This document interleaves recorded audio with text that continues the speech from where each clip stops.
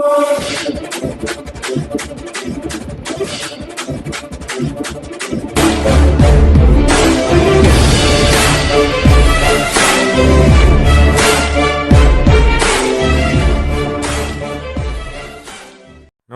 प्यारा हिंदुस्तान न्यूज़ 24/7 में आपका हार्दिक स्वागत है। खबर उत्तर प्रदेश के बुलंदशहर से। आजाद समाज पार्टी के प्रमुख चंद्रशेखर उर्फ रावण का ऐलान। भाजपा को उत्तर प्रदेश में हराने के लिए उनकी पार्टी किसी भी राजनीतिक दल से गठबंधन के लिए है तैयार। उन्होंने कहा, उत्तर प्रदेश में सभी विधानसभा सीटों पर चुनाव लड़ेंगे आसपा के प्रत्याशी। चंद्रशेखर रावण ने बुलंदशहर से विधानसभा चुनाव लड़ने का किया ऐलान। रावण ने कहा, महंगाई बढ़ रही है, किसान परेशान है, उत्तर प्रदेश बन चुका है अपराध की राजधानी। आजाद समाज पार्टी के प्रमुख चंद्रशेखर उर्फ रावण ने बुलंदशहर से आगामी विधानसभा चुनाव लड़ने का ऐलान किया है। साथ ही उत्तर प्रदेश में सभी विधानसभा सीटों पर आसपा के प्रत्याशी भी उतारने का दावा करते हुए कहा कि आसपा का संगठन तैयार है, सभी विधानसभा सीट पर वे प्रत्याशी उतारेंगे और भारतीय जनता पार्टी को उत्तर प्रदेश में हराने के लिए उनकी पार्टी किसी भी राजनीतिक दल से गठबंधन के लिए तैयार। उन्होंने कहा, महंगाई बढ़ रही है, किसान परेशान है, उत्तर प्रदेश अपराध की राजधानी बन चुका है। सुप्रीम कोर्ट द्वारा आरक्षण पर की गई टिप्पणी पर उन्होंने विरोध किया और ओम प्रकाश माथुर व्यक्त किया। यूपी के अंदर पहली दफा अगर मैंने आगे कहीं राजनीतिक सभा की बुलंदशहर, तो ये मेरी कर्म भूमि है। बड़प्पन है ये बुलंदशहर। तो ये कर्म भूमि है। इस कर्म भूमि को जो पीछे से थोड़ा अपने दौर के उसमें लेके चलेंगे। जहाँ समझ रहे हैं, जहाँ सैफई गया, नगर गया, जहाँ लखनऊ गया, गोरखपुर गया, वहीं लेके चलेंगे बुलंदशहर। पैदा भले ही साथ काम भूमि मेरी ये, तो इसका यहाँ से मेरा रिश्ता बहुत गहरा है, प्यार। यहाँ के लोगों ने मुझे जो मेरे ऊपर भरोसा किया, तो मैं उस भरोसे को खरा उतरूंगा। अपनों की कमी जाने की बहुत कठिन होती है, और मैं इसको बेहतर समझता हूँ कि साथी खोना जो है बहुत कठिन है। तो आप श्रद्धांजलि देने आए थे जी। इसके अलावा आपकी क्या रणनीति है आगामी विधानसभा चुनावों को लेकर बुलंदशहर में? देखिए, पहले तो एक साथी खो दिया है, और साथियों की अहमियत, एक कार्यकर्ता पदाधिकारी की अहमियत जो है, ये कार्यकर्ता दूसरा जानता है। मैं भी आज़ाद समाज पार्टी का एक कार्यकर्ता हूँ और मैंने अपना भाई खोया है, तो अब मैं उस परिवार से मिलने आया था, और उनके आज के बाद उनके साथ जीवन में मेरा एक और रिश्ता हो गया है, तो मैं उस रिश्ते को निभाऊंगा। हमारी बच्ची है जो डॉक्टर बनना चाहती, तो मैंने परिवार से वादा किया कि उसको डॉक्टर बनाने के लिए जो परेशानियाँ, जो भी समस्या आएंगी, उनका समाधान हम लोग करेंगे। बुलंदशहर मेरी कर्म भूमि है। भले ही मैं जन्मा सहारनपुर में हूँ, लेकिन ये मेरी कर्म भूमि है। यहाँ के लोगों ने मेरे ऊपर भरोसा किया।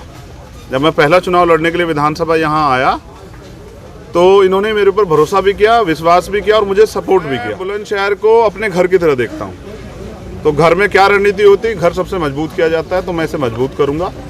और जिस तरह से अभी हमारे कार्यकर्ताओं ने पिछले हफ्ते जो मीटिंग की थी, उसमें मांग उठी थी कि मुझे यहाँ से चुनाव, अगर हमारे कार्यकर्ता कहेंगे तो मैं यहाँ से चुनाव जरूर लड़ूंगा।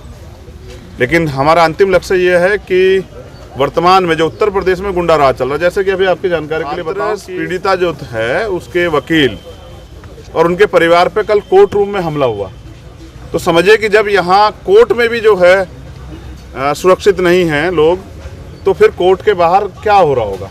तो यानी कि आम जनता न्याय कैसे सुनिश्चित होगा। तो मैंने तो माननीय न्यायालय से ट्वीट करके अभी अपील की है कि वो उस अपराधी को गिरफ्तार करें, क्योंकि अगर न्यायपालिका में से भी न्याय नहीं मिलेगा और वहाँ भी जनता सुरक्षित नहीं, तो न्याय सुनिश्चित कैसे होगा, ये बड़ा सवाल है। उत्तर प्रदेश जो है अपराध की राजधानी हो गया है, तो अब जनता यहाँ से मुक्ति चाहती है, और इसके लिए 2022 की तैयारी हम लोग कर रहे हैं कि भारतीय जनता पार्टी की इस गुंडों की सरकार को यहाँ से हटाया जाए। बुलंदशहर को कितना लकी मानते हैं अपने लिए? पहली बार इलेक्शन में आपने पहले प्रत्याशी को अपनी पार्टी से बुलंदशहर से उतारा था जी। कितना लकी मानते हैं बुलंदशहर को, और किस विधानसभा से आप लड़ना चाहेंगे? अगर आप लड़ते तो किस विधानसभा? जैसा हमारे जिला अध्यक्ष जी और हमारी पार्टी के नेता आदेश करें, क्योंकि मैं तो आजाद समाज पार्टी कार्यकर्ता, हमारा लोकतंत्र है, जो कोर कमेटी तय करेगी, जो हमारे जिले के संगठन के लोग तय करेंगे, वही होगा। तो प्यार तो बहुत है बुलंदशहर से, पूरे इस प्यार को देखिए, ये तो प्यार करते, मेरी भी जिम्मेदारी बनती है कि धरातल पे जैसे सैफई है ना, जैसे गोरखपुर है, जैसे लखनऊ है, तो मैं बुलंदशहर को वही देखना चाहता हूँ, क्योंकि ये मेरी कर्म भूमि है। अब आप बताएं। उत्तर प्रदेश में आजाद समाज पार्टी कितनी सीटों पर चुनाव लड़ना का प्रयास कर रही है?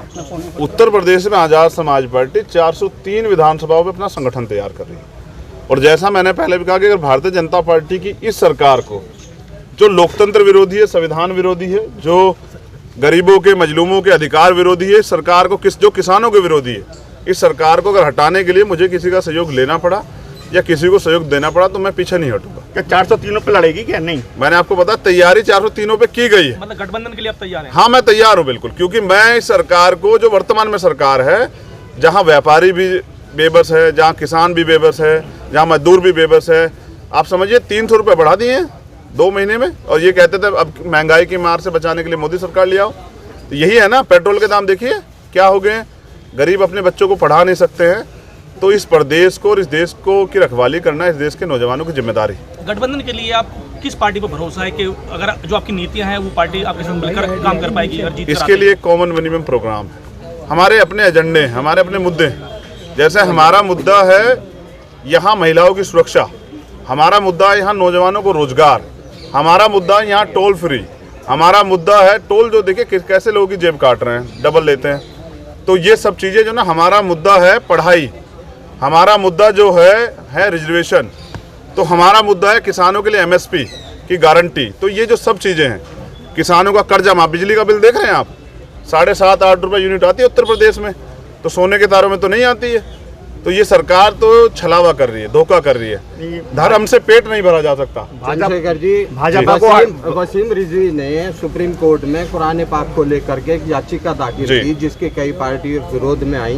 उसको लेकर के आपकी पार्टी ने क्या किया? देखिए, मेरा सबसे पहले मेरा स्टैंड था कि ये गलत है। देखिए, भारत में धार्मिक स्वतंत्रता है और इसलिए के लिए कॉन्स्टिट्यूशन के आर्टिकल 25-26 है, किसी भी धर्म पे या उसके धर्म के मानने वाले लोगों के साथ खिलवाड़ नहीं हो सकती। वसीम रिजवी का बयान कठोर जो है आलोचना के लायक है और मैं उन पर चाहता हूँ सख्त से सख्त कार्रवाई, जिससे कि यहाँ इस्लाम धर्म के मानने वाले लोगों को ठेस ना पहुँचे।